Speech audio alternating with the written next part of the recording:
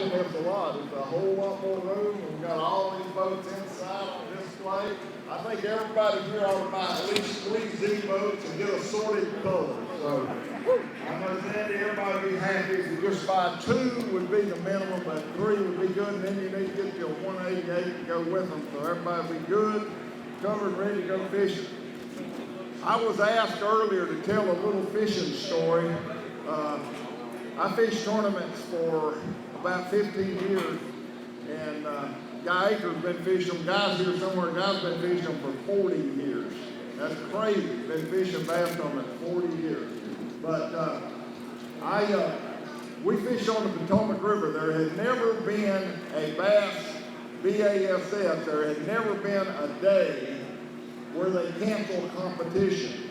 And we were fishing up on the Potomac River in Washington, D.C., and the Coast Guard came and told Ray Scott basically to cancel the second day of competition because of Hurricane Hugo. Well, that had never happened before. So the second day of competition in 1990, I think was the year on the Potomac River. No, it wasn't 1990. It was like 1986 when Hurricane Hugo hit. Whenever it was, they canceled the second day of competition. So there's about 45 or 50 guys. We all got up early in the morning. We didn't know what to do. So we ended up having breakfast at this big restaurant. And Roland Martin and Ricky Klum were over there arguing like 2 little schoolboys on who the greatest bass fisherman of all time was. So they were going back and forth arguing. And Ray Scott said, I tell you who's going to go down in history as the greatest bass fisherman of all time is the guy that wins the Grand Slam. We said, what is a Grand Slam? I never heard of a Grand Slam in my life. Ray said that would be everything. That would be somebody that won a qualifying tournament, that won Angler of the Year, that won the Bassmaster Classic, and won Super Bass. Nobody's ever done that before. Win all the BASF events. So I thought, well, I've won 3 of them. I'd like to be the guy to win the Grand Slam. I never won a super tournament, the big money tournament. So that next year, the super tournament was on Lake Lanier in Georgia, which is not one of my better lakes. It's a real clear water lake, a lot of spotted bass, a lot of real deep fishing. But as it worked out, I got on the fish pretty good. But Gary Klein caught a giant bag the first day. And so every day I was kind of catching up with him a little bit, but he still had a big lead. Well, the last day I caught the biggest stringer of the tournament. So I came in, and Ray Scott said, the biggest stringer of the tournament, let's hold these fish up. So I held these fish up, held them up. Ray held up a couple. Dewey Kendrick was the tournament director. He held up a couple. Then we put them on the scales and we weighed them. So here comes Gary Klein. Ray said, let's don't waste any time. Let's put them on the scales. Gary beat me 1 ounce. I lost that thing by 1 stinking ounce. So the next year, as fate would have it, the Super Bass tournament was on the St. Johns River in Florida, and I won it. So I was the first angler in history to win the Grand Slam. But still, winning everything that bass has is nothing like winning the Classic. That's the big deal. So 1989, we go to the James River in Richmond, Virginia, Bassmaster Classic. Deja vu. This time it's not Gary Klein, it's a guy named Jim Bitter. Jim catches a giant bag the first day. So every day I'm catching up a little bit. The last day, I come in, biggest string of the tournament. Ray Scott says, biggest string of the tournament, let's hold them up. I said, no, we ain't holding them up. He said, no, hold them up, it'll be more dramatic. I said, it's dramatic enough for me as it is, put them on the scale. He said, no, we need to hold them up. I said, I ain't holding them up. Put them on the scale. So he weighed the fish. So I took the lead. Now we're waiting on Jim Bitter. Jim Bitter comes in, and I win by 2 ounces.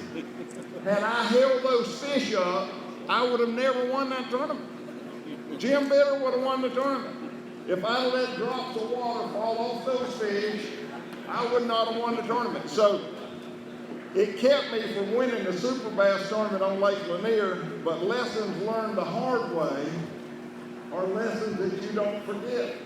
So it's amazing how how things work out. Sam Walton with Walmart, when he was the richest man in the world, was on Johnny Carson once.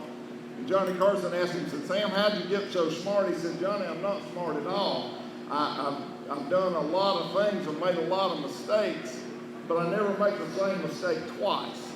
And that's the big advantage, so, thank you, sir. You try not to make the same mistake twice. And that's what fishing's all about. People ask me all the time, how do you go to a body of water you've never been on, and where do you start? What do you do? How do you catch fish in all these different places? And it's just a process of elimination, and it's all about duplicating what has worked in the past and don't make the same mistakes. When you learn something, you try to take advantage of that. And you remember, I might have some of this water, and you compare it. I went to Lake Powell in Arizona. Lake Powell in Arizona, my second year on the tournament circuit. And I'll never forget Larry Colombo. Larry Colombo worked for Humminbird, and we were sitting at the dock, and he said, does your unit on your boat, front of your boat work? Now, these were in the old days. We had Super 30 flashers. I said, yeah, mine worked fine.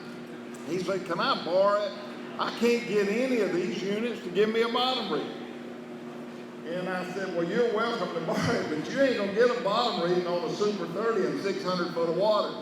It's 600 feet deep at the dock. So here I am. I leave Lake Norman and go to Lake Powell in Arizona, where you can literally put your hand on a bluff wall and be in 400 foot of water. How in the world, you know, I'm used to fishing in 8, 9 foot of water, fishing stumps, brush piles, boat dock. How in the world are you going to catch fish in 800 foot of water? Well, it can be overwhelming, but you know, the first 2 days of practice, I just kind of rode around in circles. I didn't know what to do. Man, I was lost. Finally, you say, hey, wait a minute. I don't care where you are. Fish look for food, number one. That's the number one thing they look for, is food. You find the food, the bait, and you're going to find the fish. So I just kept riding around looking. I'd go in these different places, and I started marking bait on my depth finder. It wasn't long. Throwing a spider jig up against those deep walls, started catching fish. Well, then, if you look up there on one of these walls and you see where there's a big rock slide, you know all those rocks that fell in that water are then down there in that water. They didn't float off. So all I started doing was riding around, finding coves that had birds in them. If you find the birds, you're going to find the bait. Birds are going to show you where the bait's at. So I'd look in these coves, and if they'd be birds, I'd just ride around. Ounces, which was a pretty big bass for Lake Powell at the time. But I caught that fish in 65 feet of water. That's the deepest I've ever caught a bass still today. But I caught that fish 65 feet deep, and all I do is throw it in there and let it fall. And when I start feeling those rocks, I start moving that jig and boom.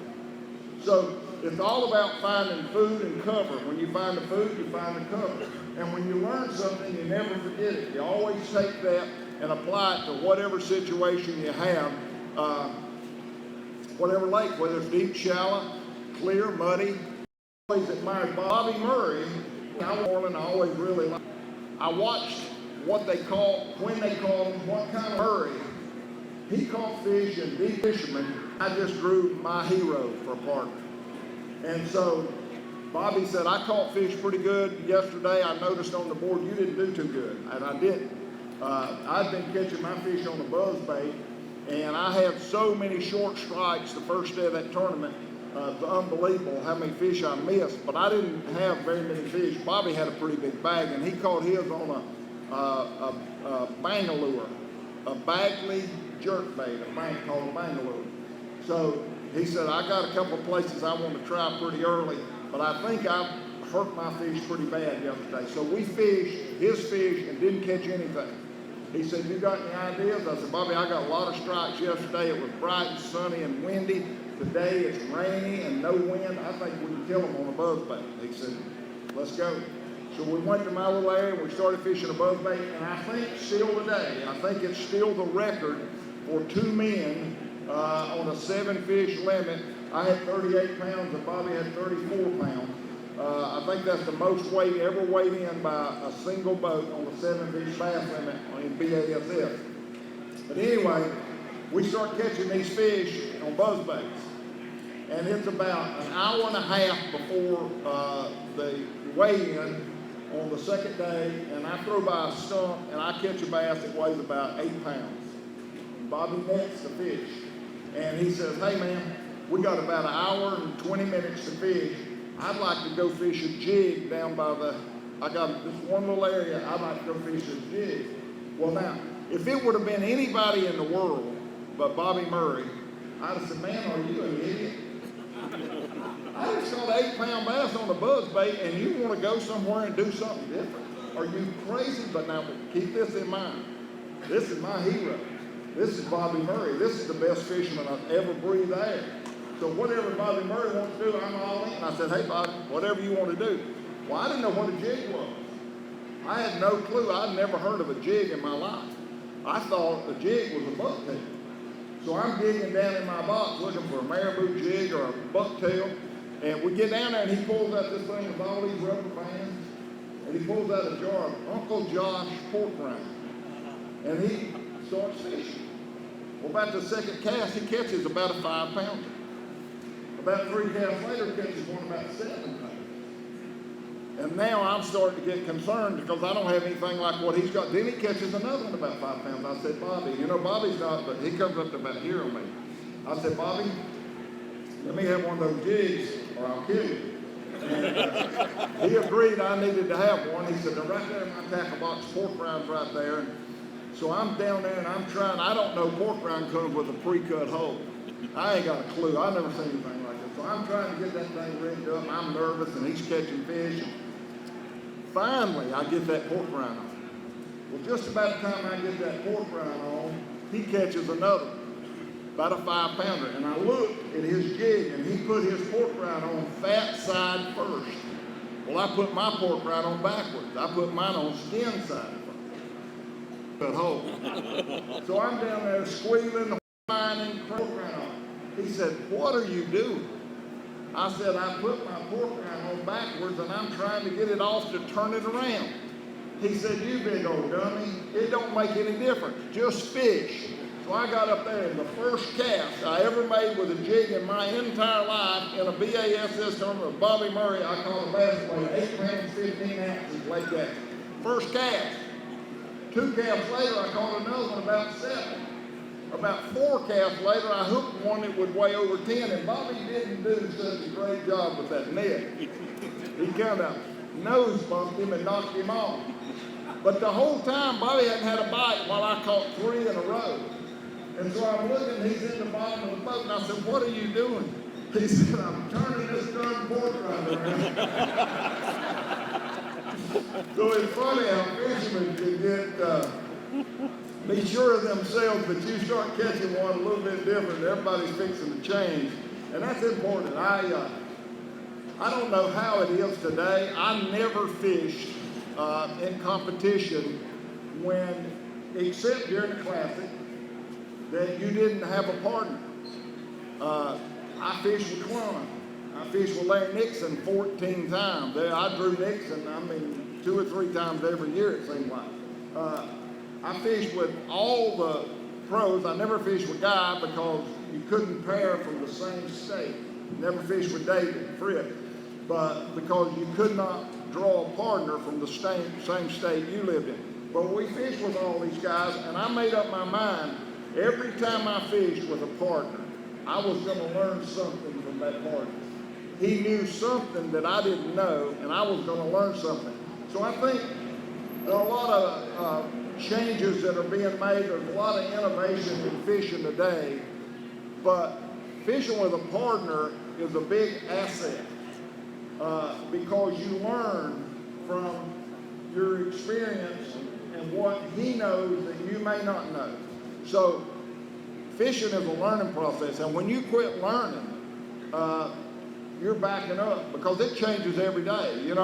A lot of people say, "Well, I don't like to fish sissy baits like drop shots. I don't like doing that. To me, that's just Let me tell you the drop shot. And if you're not using the drop shot and finesse fishing, you're missing the boat.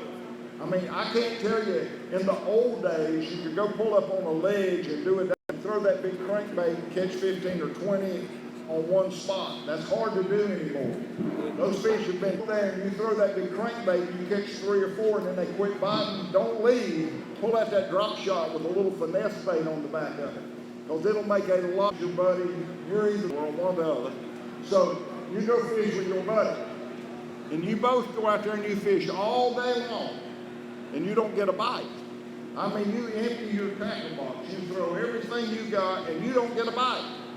In your mind, fish weren't biting. You're fully convinced, you and your buddy sat there and, hey, well, they just wasn't doing nothing today. It was that high pressure had them knocked down. Fish were not biting at all today. And you believe that. But when you come to the weigh-in and there's Nixon over there with 35 pounds, you think, wow, what in the world did he do? And then here comes other guys. Here comes David Fritz with 30 pounds, Guy Aiken with 19 pounds or 20 pounds. And you think, man, I didn't get a bite. How these guys catch these fish is crazy. So you know everything in the world that you did that did not work. And then after that tournament's over, you ask Nixon what he did, and he tells you what he did, and you, boom. So you have knowledge that you would have never gotten had you not been fishing that tournament. You collected all of that data, what did not work. You were there on that particular day, and you know what did not work. Now you have the privilege, after it's all over, to find out what did work.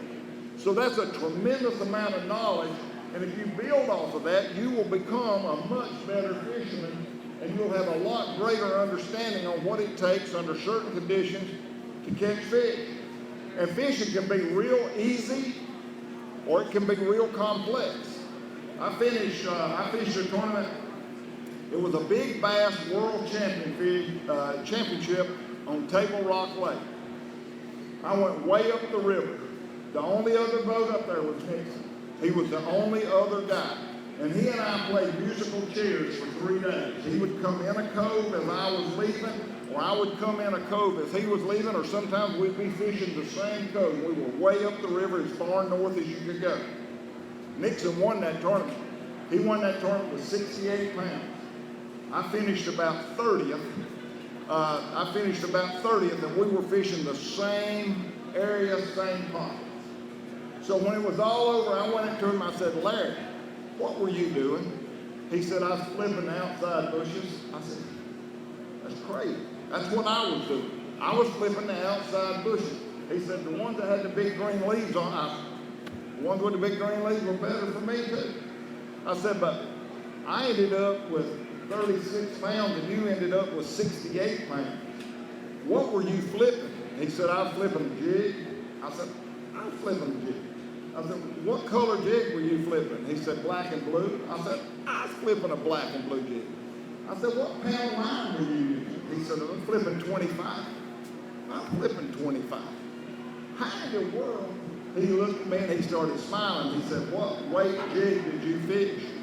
I said, well, I'd start out in the morning with a 3/8, and then as the wind got up, I'd go to a 1/2 ounce. And I said, that last day when the wind blew real hard, I flipped a 3/4 ounce.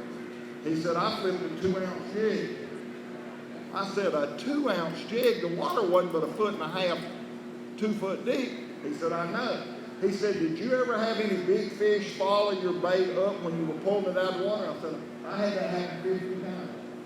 He said, I had that happen in practice. Every time I'd go to pull the bait out, he said, I wasn't catching nothing but little 2-pound baits.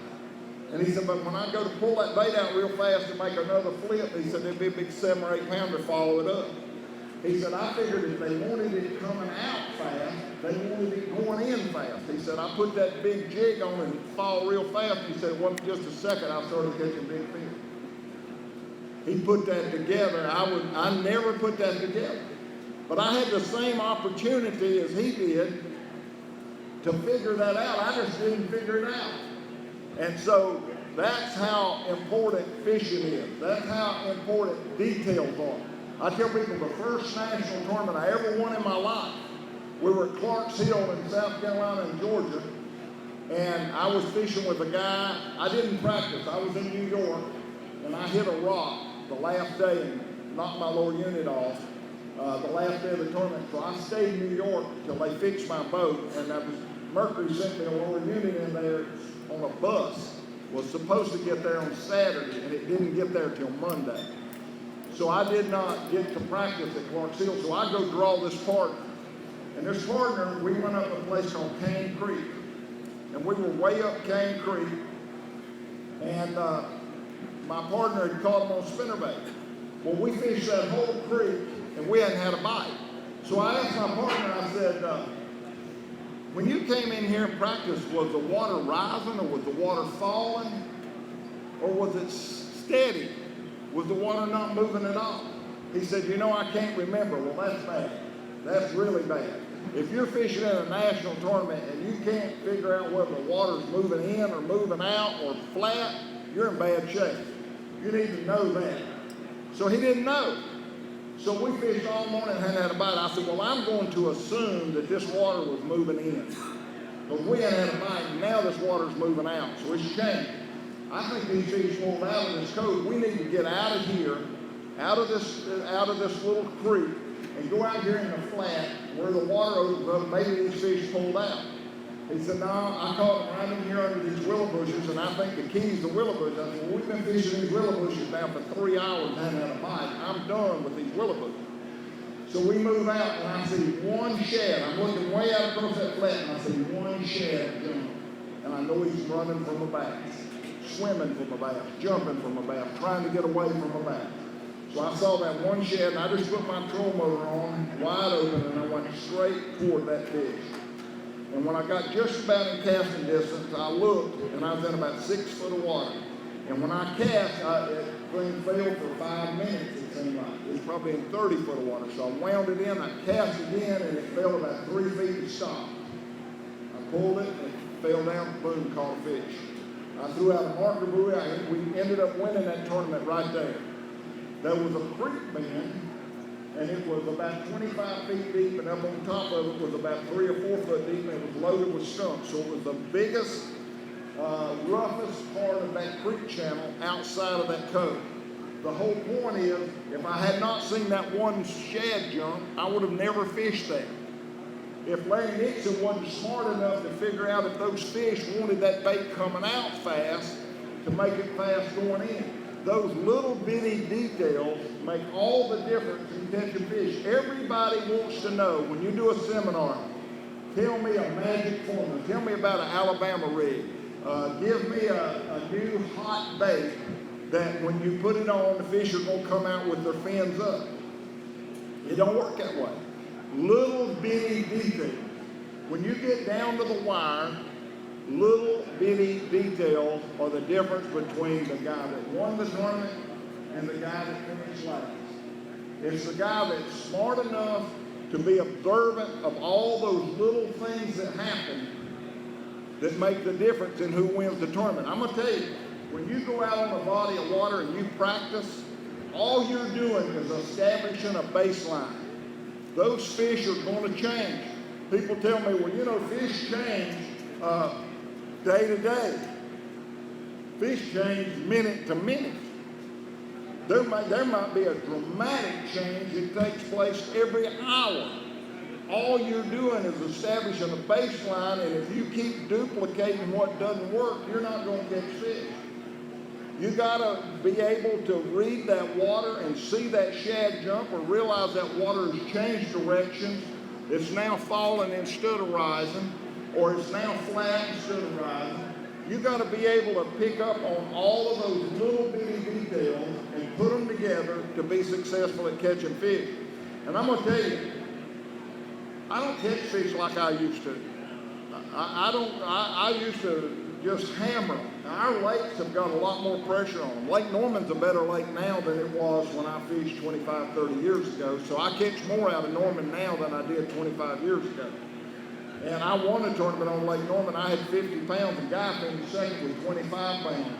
So I used to catch them pretty good out of Lake Norman in the old days. But It's better now than it was then. Wiley, it's not near the lake that it used to be. Lake Murray, not near the lake that it used to be. Bugs Island's making a big comeback. But lakes are a lot tougher. Don't set your sights so high of trying to go out and catch 25 or 30 pounds every time you go.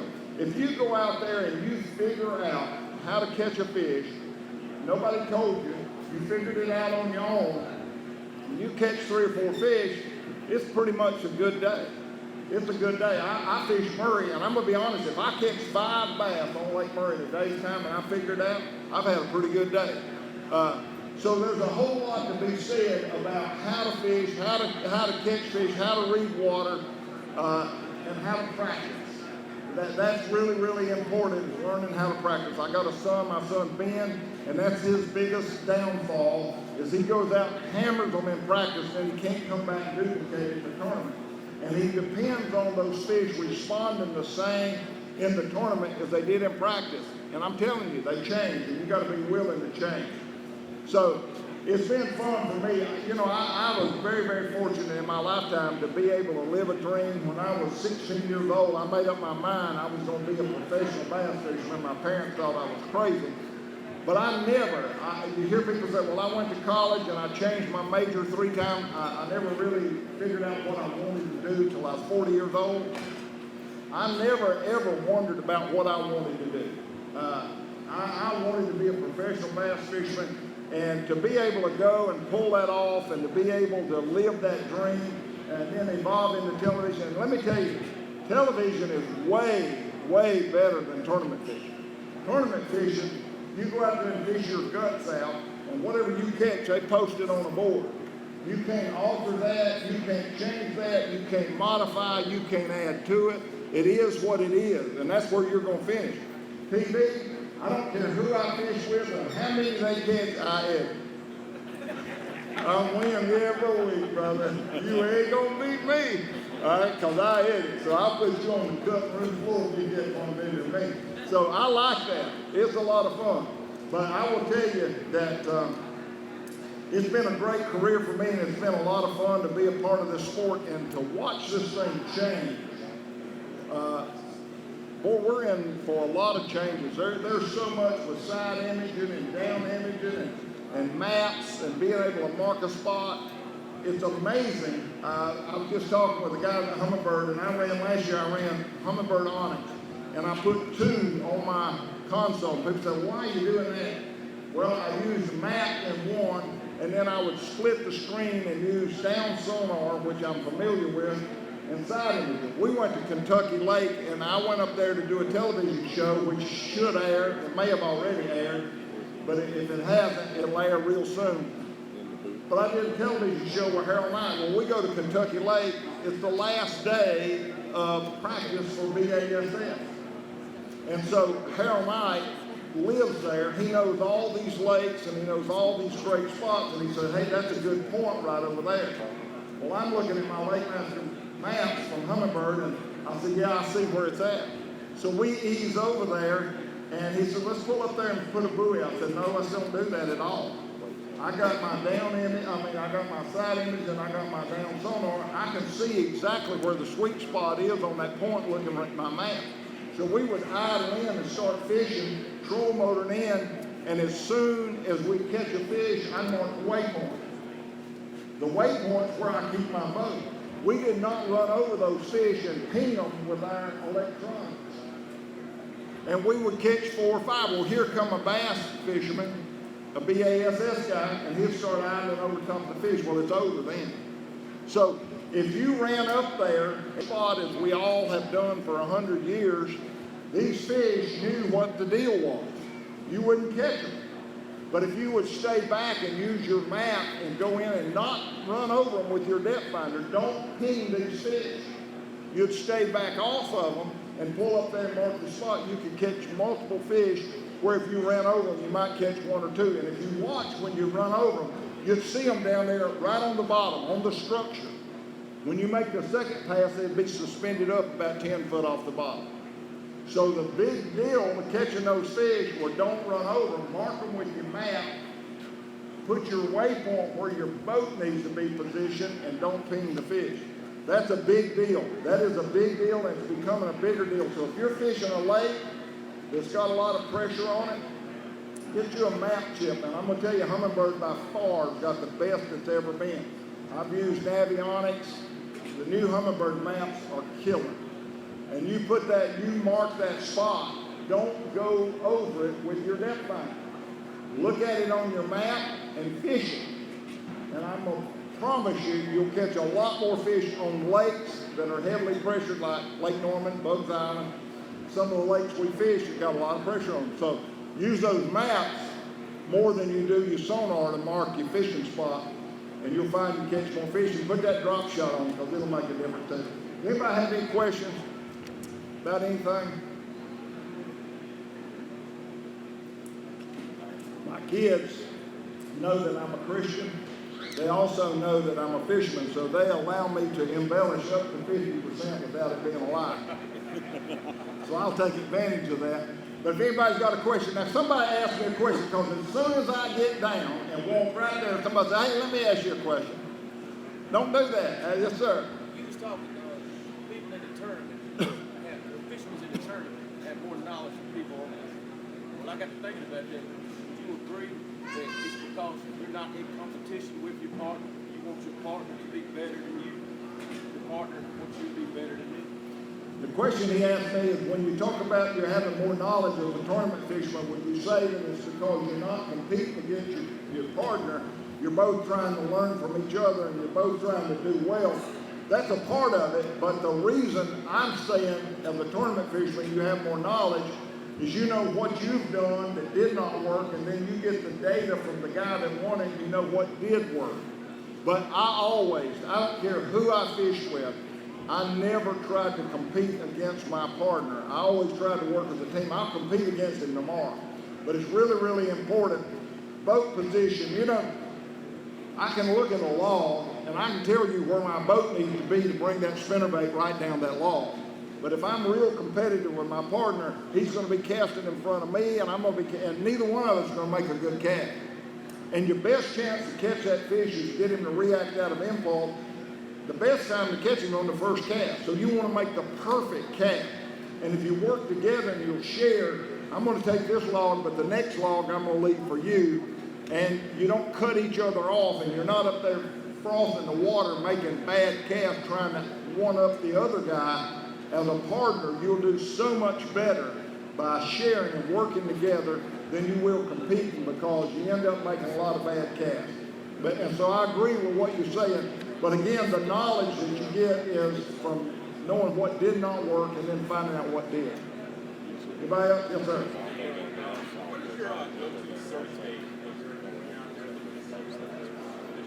My go-to search bait? The question he asked me was, what is my go-to search bait? And I think everybody's got a go-to bait. It depends on the time of year. If the water's cold and the fish are lethargic, and they're not going to chase a lipless bait, or they're not going to chase a real fast-running crankbait, then in that cold water, my search bait would probably be a suspended jerkbait. Something I could jerk down, let it pause for a little bit, and work on those lethargic fish. If the fish are pretty aggressive and I've got a variety of cover, it's probably going to be a spinnerbait. People say you can't catch fish on spinnerbait anymore. 4 years on spinnerbait. So you can still catch fish on the spinnerbait, and that is my go-to bait. Guy Acre still catches a lot of fish on spinnerbait. It still works. You just don't catch them as easy as you used to, and it's a little bit harder in clear water. But it's still a very effective bait. That is my number one. If the fish are aggressive and the water's warm, that's my number one search bait. If the water's warm and the water's really, real clear, I'll probably throw a lipless crankbait. But that seems to be my go-tos. Anybody else? Yes, sir. You have to come up here and ask me, because I'm deaf. High school fishing people really getting big out here right now.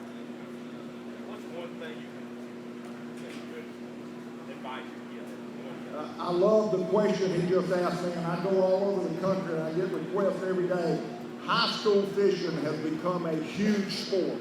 High school fishing has exploded all over the country, not only in the South, everywhere. and I go and I talk to a lot of these high school kids, and the one thing that I know about these kids, and I'm realizing, man, they have all this information on the internet. They can tell you who won which tournament on what lake. You can go back 15 years and they got all this data. They can tell you what lure. They can tell you what the water temperature was. These guys know and have all this information. But let me tell you, they have never learned the basics. They know all the answers, but they have not learned. They jump-started their information from the computer, but they have not learned when to do what. They know this guy caught them on a jerk bait out on 20 foot of water, but they don't really understand why. You know, let's just say you're out there fishing and you're catching fish on a shaky head on a little rocky point, the water's flat, and you're really finessing and you're catching these fish. All of a sudden, the wind starts picking up. Boy, in not long, you got the wind thrashing up on that point. You can go to a spinnerbait or a jerkbait or a more aggressive bait. You can improve your size of your fish. They don't understand that. They read the information, but they didn't know what all it took to draw the conclusion of why that person went to that particular jerkbait on that point in the situation. So it's about reading the water and understanding. They've got all this incredible amount of knowledge on what it takes, but they don't know why. When did you use this? Why did he use that? They don't understand that. So it's almost dangerous to have too much information and not understand it, not be able to evaluate the water. So the thing that I try to go back to the kids and say, all right, let's start from scratch. Forget everything you know. And let's first of all, a tackle box is nothing but a toolbox. It's a bunch of tools to do different jobs with. Let's understand that. Let's understand each tool, what they do, and when to use them. And once you start understanding that, then you'll know why Kevin Van Dam caught that big bag of fish on a square bill in the Bassmaster Classic in New Orleans. They don't know why he did that. So you've got to understand the circumstances. If there hadn't been hammered with a spinnerbait, he could have stayed with the spinnerbait, probably won that tournament where a square bill worked because they hadn't seen 500 spinnerbaits for 3 days. So his whole method of madness was going to the square bill because those fish had gotten so acclimated to seeing spinnerbait. But they didn't know that. They just read the fact he used a square bill. But the bait of choice would have been the spinnerbait because there was a lot of grass there. And what he didn't tell was every cast he made, if he pulled it more than about 6 foot, he had to wind it in and take the grass off. So he almost had to know exactly where those fish were to be productive with that square bill. But he went to the square bill simply because there were 2 other boats in there and everybody was throwing spinnerbaits and they had for 3 days. So the high school guys read about the square bill, but they don't know what all was involved in that equation. So the point I'm making is, you got to learn the basics, and you got to understand what that toolbox or that tackle box is all about, and when to change and why to change. That's important. Are we running out of time? You got time? Anybody else got a question? Yes, sir.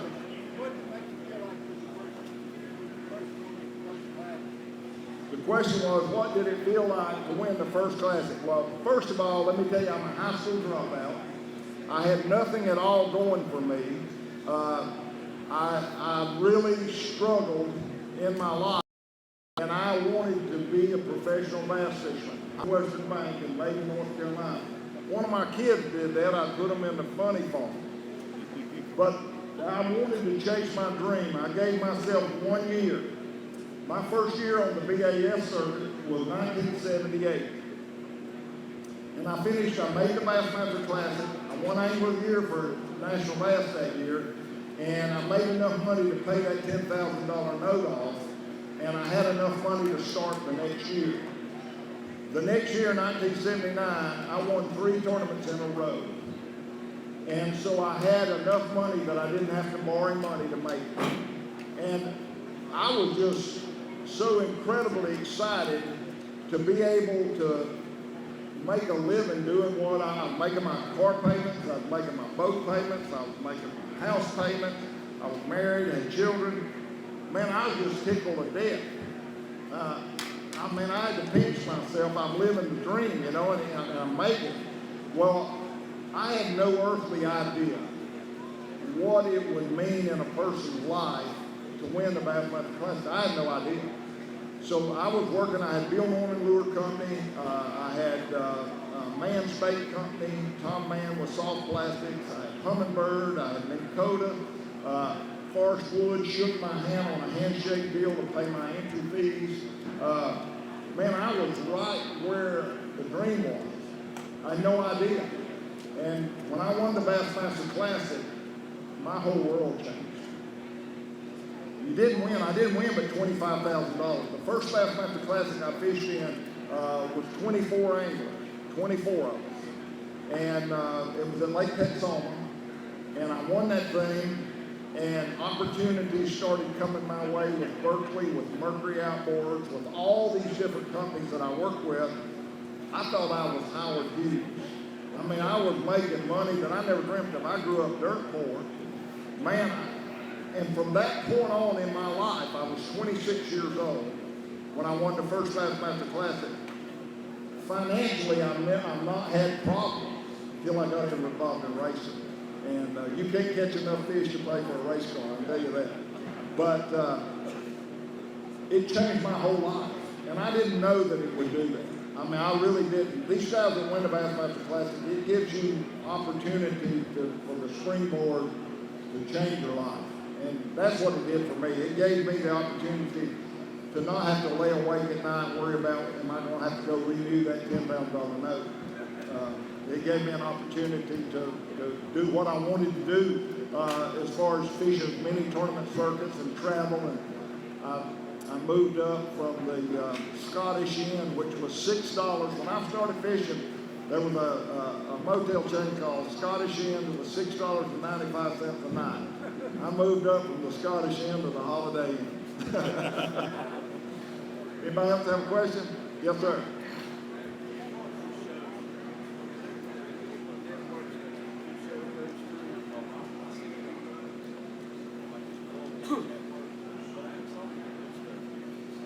The question he asked, as far as my television show, he watches a lot of reruns of the new shows. The new shows that I do are on the Outdoor Channel. The old shows that I do are on the Pursuit Channel. The new shows are called Hank Parker's Outdoor Magazine. The old shows are called On the Water with Hank Parker or Hank Parker on the Water. So the new shows are on the Outdoor Channel. Older shows are on the Pursuit Network. And we're still doing television. Right now, Aaron Today, I think, is one of the best shows we've ever done. We've caught about 200 redfish, anywhere from 20 to 50 pounds, on top water bait. That show's on today. And I mean, we got strike shot. It was a hoot. It was about as much fun as I've ever had. Anybody else got a question? Hey, buddy. The question he asked me is how many Bassmasters have I won? Bassmaster Classics, I've won 2. I won 13 tournaments, 2 Bassmaster Classics. Talk about a couple of your favorite holes you've got over the years. Some of my favorite holes over the years? You know, I used to have an incredible recall. I could go back 5 years, 6 years after I fished a tournament. I could tell you every stump and every creek bend. I have lost that. I cannot do that anymore. I'm glad we have GPS. When I grew up, I had a great big Mercury compass on the dash of my boat. We didn't have GPS. There were no waypoints. So everything was done on paper map. We all had paper maps, ink pens, and a compass. And I learned really early on, Lake Okeechobee, you can run all the way across Lake Okeechobee and go about 12 miles without seeing land in any direction. And I learned when you take a compass reading, after I spent 2 hours hunting Port St. Lucie Canal, you don't take that compass reading straight to your point, because if you miss it to the south or to the north, you don't know where you missed it. So I'd always take my compass reading. We went back to Lake Ontario, and I'm looking for Black River across Lake Ontario, where you run for about 20 miles. You see land in no direction. So I would always take that compass and I would mark it about 5 degrees to the north. That way I always knew I needed to go south to find my spot, so I didn't run around lost. Pretty cool. But I have a lot of great spots, but Barkley and Kentucky Lake are probably the only 2 places that I really honestly can tell you that are the same now as far as producing fish as they were 30 years ago. Everything's changed. Where's Bobby? I saw him walk by here a while ago. I went to the Thousand Islands this year. I went to the Thousand Islands and Forrest Wood, Bobby Williams, he's standing right now, and I fished with Bobby. He is incredible on that body of water. But I went to the Thousand Islands. Forrest Wood was the first angler in history to win a BASS event with all smallmouth. And he did that on the Thousand Islands. And he had a 3-pound average. And that was a big bag of smallmouth. Every day he had 15 pounds. 5 bass, 15 pounds, 3 days in a row. He had 45 pounds and 2 or 3 ounces, won the tournament. Now, Thousand Islands, you a 20-pound bag, a 4-pound average won't hardly get you a check. It takes 25 pounds to get a check. The Canadian Open this year was won with Bobby. How many pounds won the Canadian Open on all smallmouth? Opening day was 32 pounds. 5 smallmouth weighed 32 pounds. So if you go back to the Thousand Islands and fish where you caught them before, you're in trouble. All these gobies, the gobies have changed that whole lake. If you want to know where they're at on the Thousand Islands, right there's the guy to ask him. Don't forget your show. Yeah, I got a show coming on in 2 weeks, he and I together up there. But my point is, most of my old places that I marked on the maps, if I pull them out, they're not good anymore. It changes. You got to be able to adapt. So all those holes are, people ask me all the time, let me see one of your old maps, you know, and I show them to them, they say, man, I fished all those spots, I didn't get a bite. I know, that's changed. Anybody else got a question? We're going to wrap this thing up. I know I'm boring you to death. We got a special on Z-Boats. You can buy 2 for the price of 2, 1 for the price of 1, or 3 for the price of 3. And we highly recommend the best deal, that's 3, and get assorted color.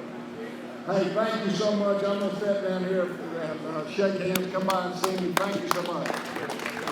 Thank you, Hank. We appreciate it. And I got on Hank last night. We just watched one of his shows the other night. And I said, I was a little disappointed that he was fishing up on the Potomac and they were catching some snakeheads every once in a while. I said, I'm disappointed you didn't show us the proper way to lift one of them things. And he said he was saving that for me. So anyhow, it's always great to have Hank here at Angler's Choice. And it's great talking and just as personable as can be. All right, well, let somebody dip in the bucket right there and grab me a couple names out. Let's give away some prizes real quick. And it's about hot dog 30, ain't it? Everybody, the food's good and hot in the back. And we're going to give away a couple of prizes. And then about 12:30, it's about 10 after 12 right now. About 12:30, we're going to get Guy Aker to come up. Guy spoke a little bit yesterday. We're going to get him to come back today and introduce him and get him to talk. He's probably going to talk about angry fishing, or who knows about what he's going to talk about. So, anyways, and then at 1 o'clock we've got the auction that's going to take place, the St. Jude's auction. You guys want to be here for that? Everything that's up here on this back there, we're going to auction off and get some really good deals, and all proceeds go to St. Jude's Hospital.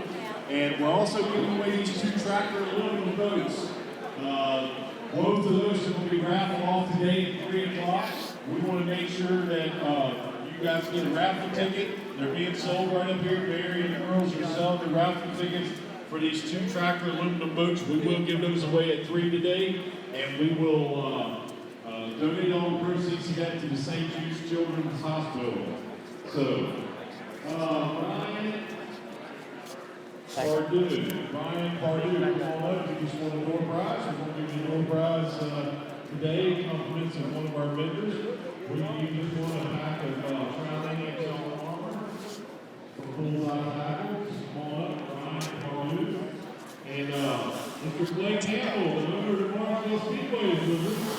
We've seen it right in there so much, and you guys have noticed it's a nice stage, and so forth. We've been so graciously giving them 2 days for opening up. It's all every time every day we first got up on the bottom of the day. So,